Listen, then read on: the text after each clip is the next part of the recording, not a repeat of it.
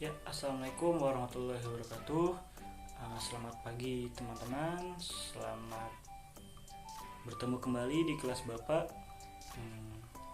di kelas Bahasa Indonesia. Oke, ya sebelum kita mulai pembelajaran pada hari ini, alangkah baiknya agar pembelajaran kita semakin berkah, kita mulai dengan membaca doa. Membaca doa mulai.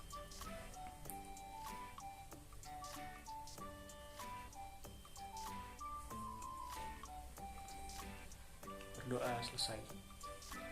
Nah, minggu lalu, pembelajaran minggu lalu kita tengah membahas sedikit tentang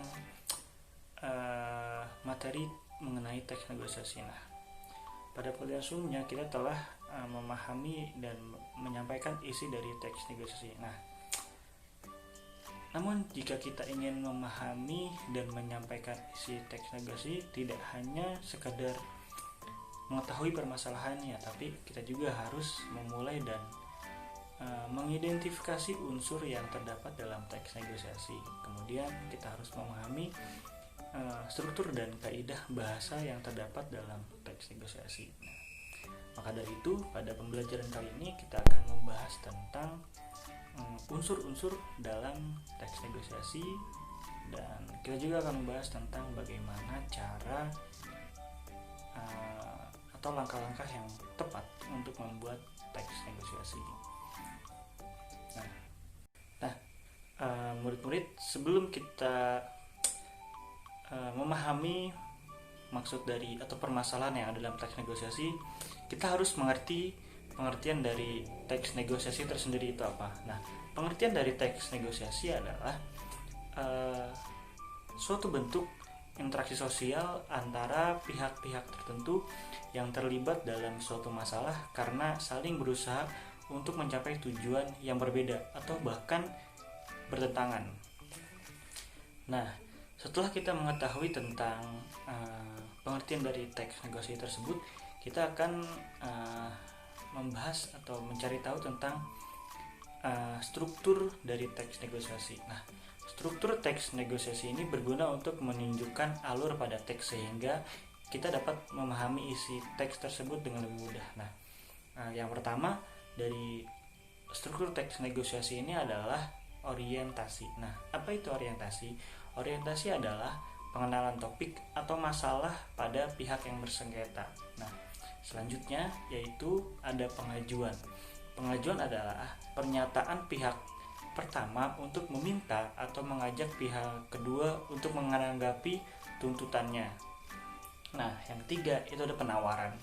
Nah, pernyataan pihak kedua untuk melakukan tawar-menawar atas penolakan masing-masing. Nah, tadi kan pihak pertama telah mengajukan pernyataan. Nah, kemudian pihak kedua melakukan penawaran. Nah, jadi di situ ada proses tawar-menawar. Nah, yang terakhir itu ada kesepakatan. Nah, kesepakatan adalah keputusan akhir dari kedua belah pihak berdasarkan hasil tawar-menawarnya. Nah, tadi hal yang diperdebatkan atau dipersengketakan itu dilakukanlah tawar-menawar. Nah, tawar-menawar ini nanti hasilnya itu merupakan sebuah keputusan yang telah disepakati oleh kedua belah pihak. Nah, seperti itu.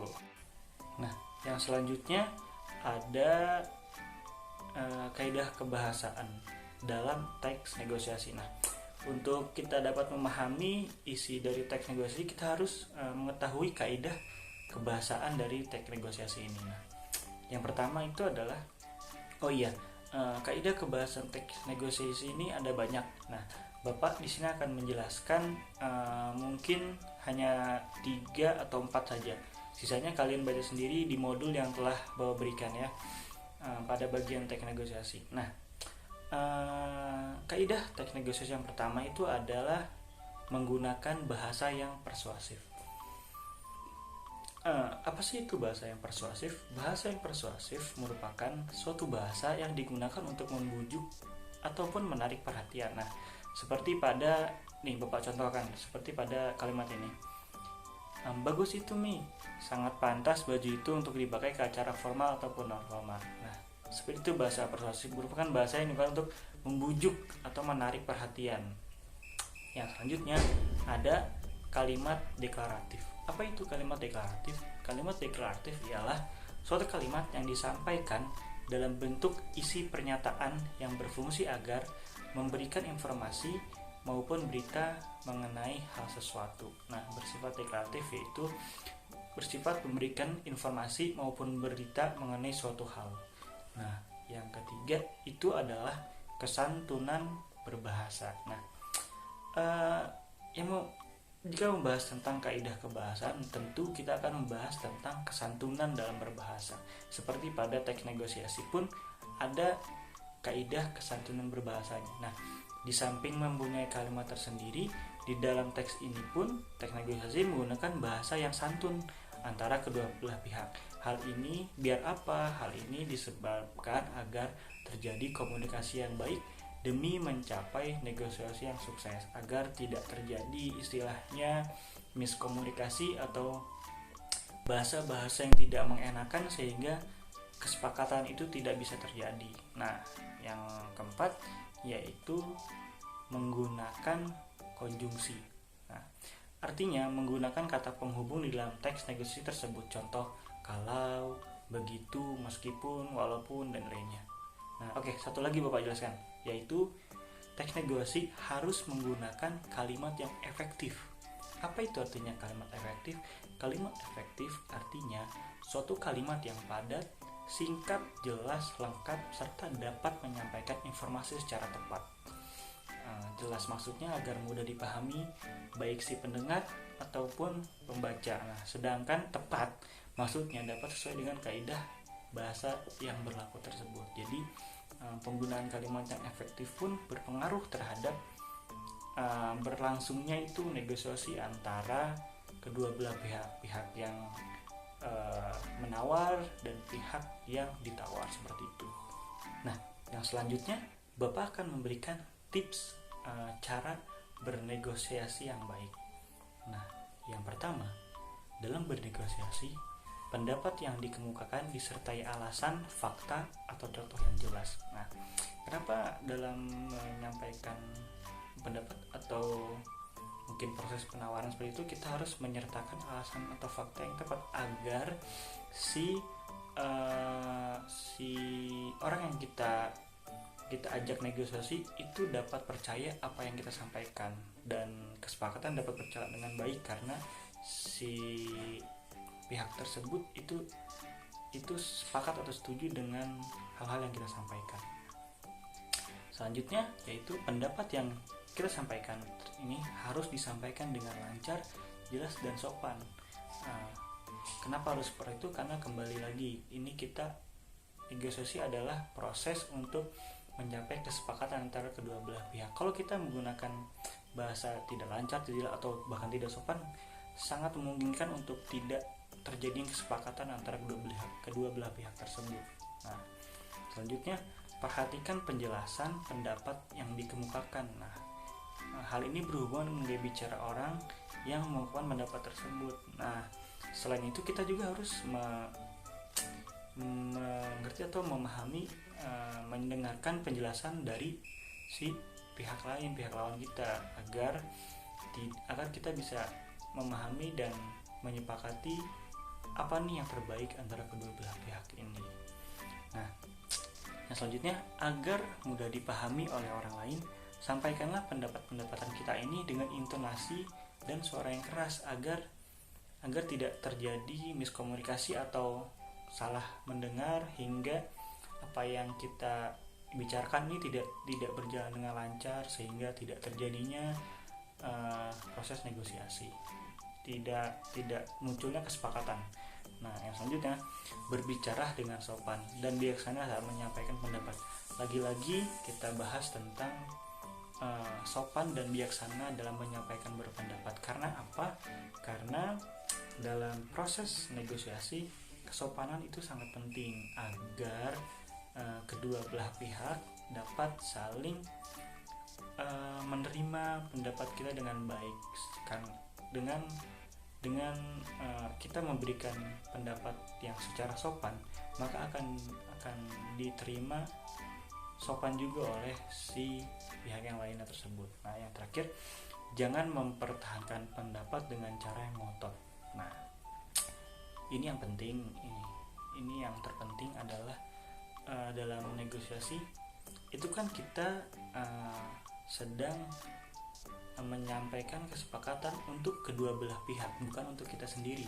Nah, alangkah baiknya ketika kita mengajukan pendapat itu jangan ngotot atau jangan pengen menang sendiri, karena ini untuk kebaikan kedua belah pihak, bukan hanya kebaikan untuk diri kita sendiri. Makanya jangan mempertahankan pendapat kita dengan cara ngotot. Kita harus bisa melebur atau melebur dengan pendapat-pendapat yang lain, istilahnya tidak batu atau tidak keras kepala dengan pendapat kita sendiri. Nah, yang selanjutnya Bapak akan menjelaskan tentang bagaimana cara kita mengonstruksi atau langkah-langkah menulis dari teks negosiasi. Yang pertama itu adalah dalam menyusunnya kita harus menentukan ide pokok dapat diambil berdasarkan pengalaman diri sendiri ataupun pengalaman orang lain. Nah, jadi yang pertama adalah kita harus menentukan ide pokok dulu dari teks negosiasi yang ingin kita buat. Nah, yang kedua adalah menentukan tokoh. Nah, menentukan tokoh atau pihak yang bersengketa nih ditentukan sesuai topik teks, yaitu pihak pertama sebagai pengaju dan pihak kedua sebagai pemberi penawaran. Nah, yang ketiga adalah menentukan latar. Nah, jadi latar ini waktu dan tempat ditentukan berdasarkan profesi tokoh yang dapat mendukung suasana dalam kegiatan bernegosiasi. Contoh yang paling gampang adalah seperti yang biasa kita lakukan setiap hari adalah kita mungkin kalau kalian suka lihat ibu kalian mungkin itu ke pasar. Nah, ini secara tidak sadar itu adalah melakukan negosiasi atau yang biasa kita kenal dengan tawar menawar. Nah, contohnya ibu ingin membeli baju untuk kita. Nah, baju itu harganya 100.000 misalnya. Nah, kemudian ibu kamu merasa ini bisa ditawar atau ini masih terlalu mahal. Nah, kemudian ibu kalian menawar baju tersebut dengan harga di bawahnya, contohnya 85. Nah, terjadi proses negosiasi di mana si ibu menawarkan menawar harga tersebut. Nah, kemudian respon dari si penjual adalah mengajukan penawaran lain agar bisa terjadi kesepakatan. Si abangnya bisa menawarkan, aduh bu, belum bisa nih, kalau 85, 90 deh gitu, atau 95 deh bu baru. Nah, kemudian si ibu menawar lagi, ya udah pak 90 aja deh, pas, jadiin gitu, kita ambil. Nah, kemudian karena mungkin si abangnya juga kalau 90.000 tidak terlalu rugi, mungkin akhirnya si abang mengiyakan 90.000. Nah, kemudian terjadi kesepakatan antara ibu dengan penjual, yaitu di harga 90.000. Nah, itu contoh proses penawaran. Nah, tokohnya adalah berarti pedagang dengan seorang ibu. Nah, seperti itu. Nah, yang selanjutnya adalah menentukan alasan rasional. Nah, alasan rasional itu apa? Alasan rasional adalah penyelesaian masalah dalam negosiasi harus dilakukan secara rasional melalui pertimbangan kedua belah pihak sesuai topik. Nah, contohnya kita ambil yang tadi. Rasional adalah harus masih masuk akal gitu. Contohnya, misalnya tadi nih, ibu beli baju 100.000. Nah, ibu menawar dengan harga yang tidak begitu jauh atau masih bisa masuk akal, 85.000. Istilahnya masih bisa ditawar, masih bisa terjadi proses tawar menawar, mungkin bisa naik atau bisa turun. Nah, contoh yang tidak rasional adalah ketika si penjual bilang harganya 100.000, nah si ibu itu menawar dengan harga 40.000 atau 50.000, bahkan setengah dari harga normal tersebut. Nah, itu kan mungkin sudah tidak rasional atau tidak rasional.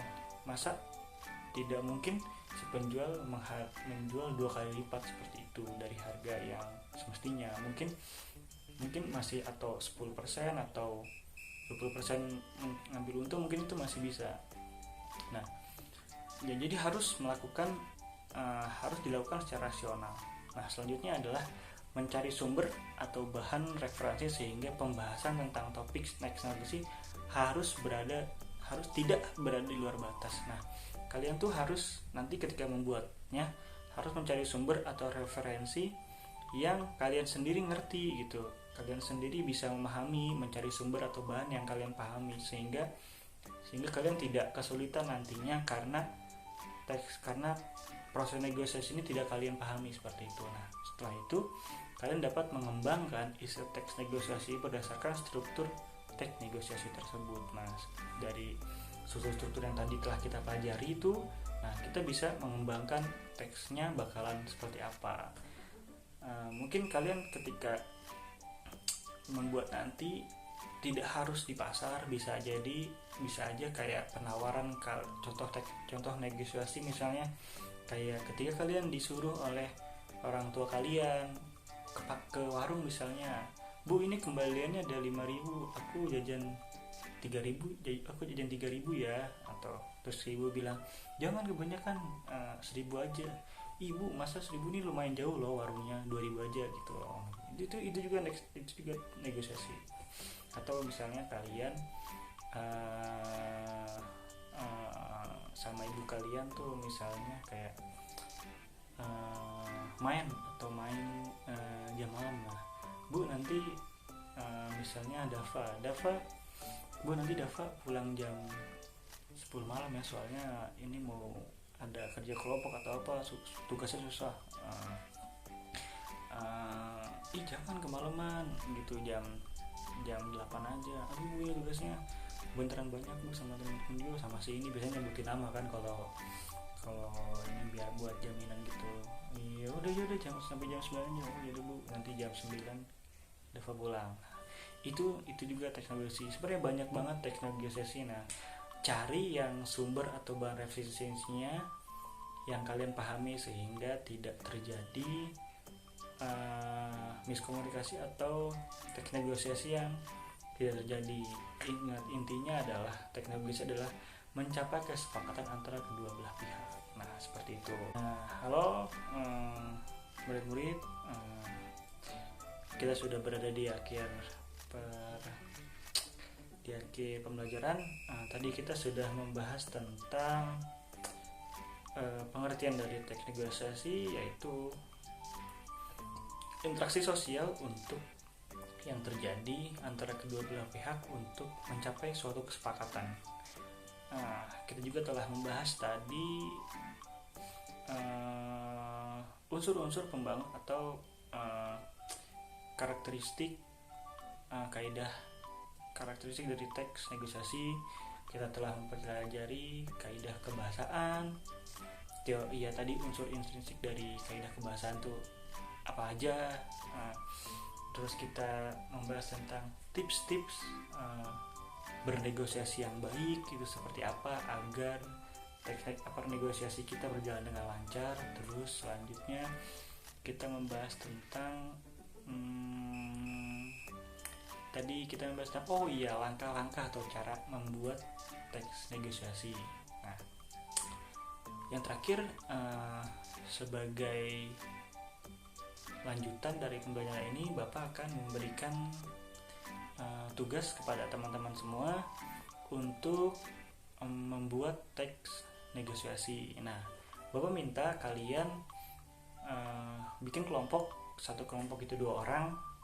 Nah, yang satu ini adalah pihak yang menawarkan dan yang satu adalah pihak yang ditawar. Nah, jadi kalian berdua nanti saling tawar menawar. Nah, terus kalian membuat teks negosiasi Tapi sebelum kalian buat teks negosiasi, kalian harus mencari sumber atau referensi dari negosiasi tadi, contoh-contoh negosiasi yang ada di dunia nyata. Bisa bisa di sekitar kalian, mungkin di warung kan, Bapak sudah memberikan contoh misalnya dengan orang tua kalian atau dengan guru-guru kalian ketika misalnya ada tugas gitu. Nah, seperti itu kalian harus mencari sumber dan referensi dari dunia nyata.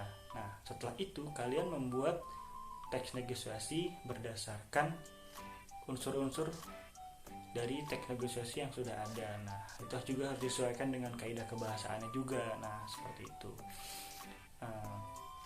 Ya, itu tugas dari Bapak. Semoga jelas.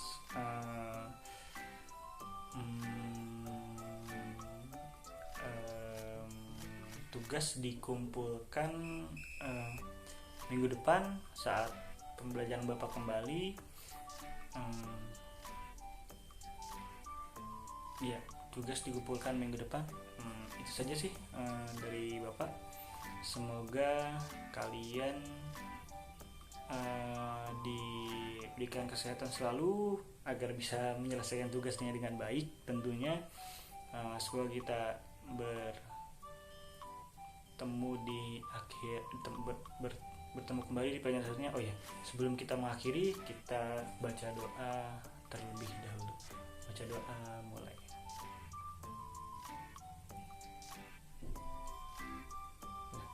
Doa selesai.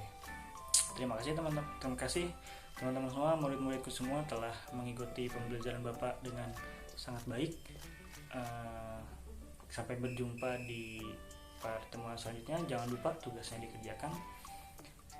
Kita berjumpa di minggu depan dengan keadaan yang sehat walafiat. Amin. Terima kasih teman-teman, murid-murid sekalian. Assalamualaikum warahmatullahi wabarakatuh.